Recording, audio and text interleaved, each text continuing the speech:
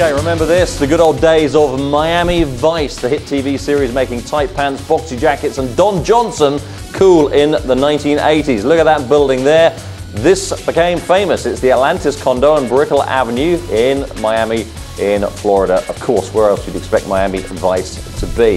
The Atlantis is arguably the building that thrust our next guest to fame as an architect. Since its inception in 1977, Miami-based Arquitectonica has dared to be loud and flamboyant when others were being safe. And amidst debate about its aesthetic, Arquitectonica has managed to thrust itself into the vanguard of architecture. The firm's work extensively reviewed by leading journals and its designs exhibited in museums and institutions across America and Europe and now, of course, Asia. Today we meet the man who steered Arquitectonica from its beginnings in Miami into an international architectural force, Bernardo Fort-Brescia. Very good day. Thanks for joining us today. Hi. Just tell me a little bit about, where you've come to where you got now. I mean, is your vision today the vision you set out with and hope to create? Nobody has a crystal ball, so it's exactly. really difficult to imagine where you're going to end up. I mean, we started in the middle of a crisis. My wife and I, we both practiced together. You know, we started together our practice and built it together, as we did a family of 6 children. And but in the times when we started in Florida, we had met when I was at Harvard and she was at MIT, and we went down there. There was no work. There was a crash by far worse than today in the mid-'70s, and people forget what it was then. So we've lived through the booms and crashes, but just as things recover always in the 80s, suddenly we were there in the right place at the right time, and we started doing fairly important buildings. It's interesting you should say that, actually, because if there's one recession that people are relating this one to, it's the 70s recession. You're saying, I mean, you're a lot better known now, so you'll get work coming to you. It's a lot different to when you were starting out, but when you look at the industry, you see things not as bad as they were back in the 1970s. Absolutely. There was an oil crisis, a political crisis with the riots all over the world, with the war protests and Watergate. I mean, imagine. I mean, this was. I remember being in a building in New York and looking right through Rockefeller Center. The buildings were empty, and you could see New Jersey through the high-rises. Extraordinary. You're working a lot out here in Asia at the moment as well. If you're working on a development called the Alba in Singapore, this is a luxury development. This one, again, this is going to have a hole in the middle. How's it? No, this is a Y-shaped one. Apologies. It's got a hole at the top and the sides. It's a Y-shaped building. Ice cube white, if you like, correct? Yes, that's right. Tell me a little bit about that building. What was behind it? It's for Far East organization, but it's a luxury development. You think that's going to be a tough market to sell into right now? Well, actually, markets are very isolated right now. We see, instead of many buildings in one city, we see one building here, one building there, but there is stuff happening, and there are buildings that do continue to sell. Often the one who dares to go ahead is the only one in the market. And we have such a situation with Infinity in San Francisco, and we have a couple of new high-rises that are going to start right here in Hong Kong. One of them just started construction on the Kowloon side, and I feel confident. In fact, I have seen in my previous cycles that those clients who dared to build in the downturn were the ones who made best of all when things turned around. You can, you're known for your facades as much as anything. I mean, you're known for a lot of things, of course, but your facades you can see down at Cyberport here in Hong Kong. People go down there and look at that. Various other buildings. There's also the Pink House in Miami as well. Are you finding that the people financing these projects are prepared to take the risks? Are you getting to do the things that you want to do? Actually, more than ever, because in the last decade, there has been a new consciousness about design, and the consciousness has filtered from the inner group of the artistic people to the general public and into the bankers who want buildings that will withstand the test of fame to some extent. They want their building to be a prime building that is highly respected in the markets, and so investors and bankers want to associate with a high-profile projects. That's one of those. Those are the ones they feel are the value projects of the future. So I do think that, in fact, things have turned positive for the architectural profession. There's also a consciousness about what the building does to the environment. And banks insist in financing buildings that are LEED certified. These are good things for society. Right. I mean, it interests me when you look at the Alba in Singapore. As I say, it's shaped like a Y. It's in pure white. These are luxury apartments. They're 1680 square foot and upwards to more than 4,000. Each one, at least according to the literature, has its own private lift, elevator. It doesn't sound very environmentally friendly. It doesn't sound like a good use of space. I'm sure I'm wrong on both those counts, but I'm interested to know how you're doing it. Yeah, you're actually wrong. It is.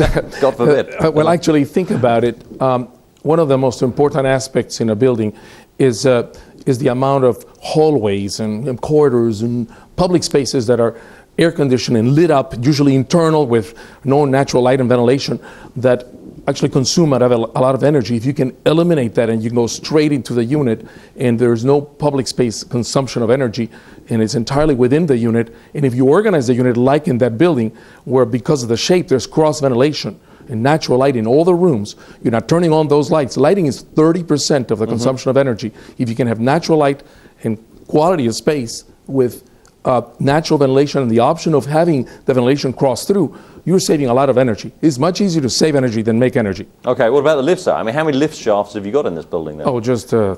Just the 3? It's not exactly that many, actually. Okay, so I mean, when you've got a private, when you say you've got a private lift and a private lobby, how does it work? When I go in the building, straight into your unit. You open into the foyer. Right. Okay. Yeah. And now, of course, that works in a luxury building like that one. Yeah. You wouldn't. The ratio of elevator to the amount of space is favorable. I wouldn't recommend that in another level of housing, affordable housing. That wouldn't make sense. Yeah. Fair enough. Okay, we're going to take a quick break. Stay in the chair. When we come back, we're going to continue talking here on Asia Confidential. We also have Song Sang-woon in Singapore, of course, next. Up next, Your Time, Your Say on Asia Confidential. We'll be fielding your questions.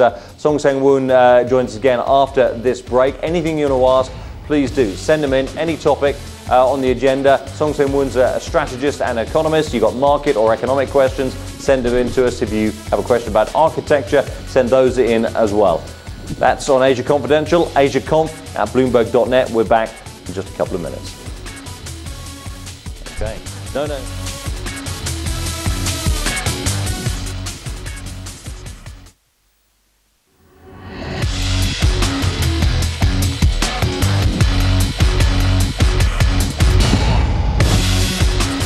Now, today is a day in history that all gamblers can celebrate and that their spouses may rue. 104 years ago today, Las Vegas was founded in the desert of Nevada. Originally just half a square kilometer of land, it evolved into America's gambling mecca, of course. Gambling was legalized there in 1931. It now sprawls over 133 square miles and plays host to more than 35 million visitors annually. Also on this day 19 years ago, some consider it the pinnacle of Japan's bubble economy when a Japanese businessman paid a then record $82.5 million for Portrait of Dr. Gachet by Vincent van Gogh. It took another 14 years for that record to be broken, and it was done so by Pablo Picasso's Boy with a Pipe, sold in 2004.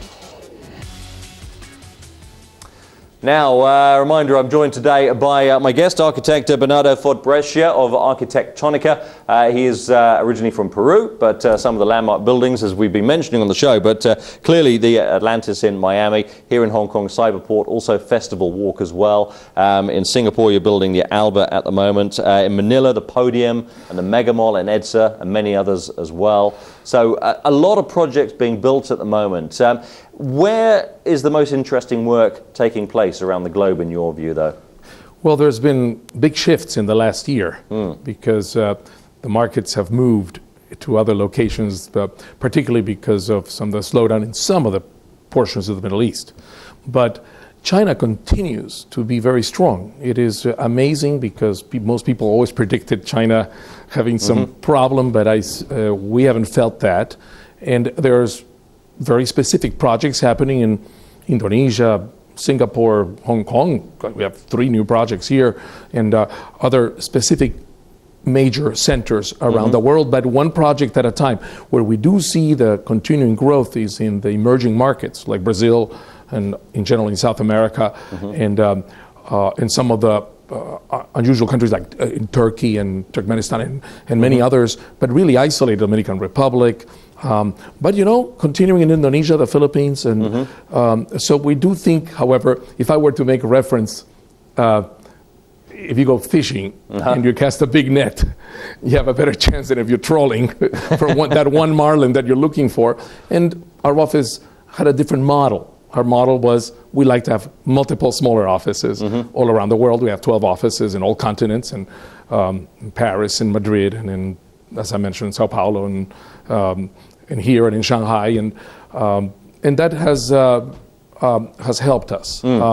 And even within the United States, there are pockets like San Francisco. So it's not really that it's a dead world. Let me bring in Song Sen-Woon of GIMB Securities is in our Singapore office. Sen-Woon, as you travel around the region, particularly Southeast Asia and China and so on, I mean, do you see interesting architecture? Do you find things are developing in a fascinating way?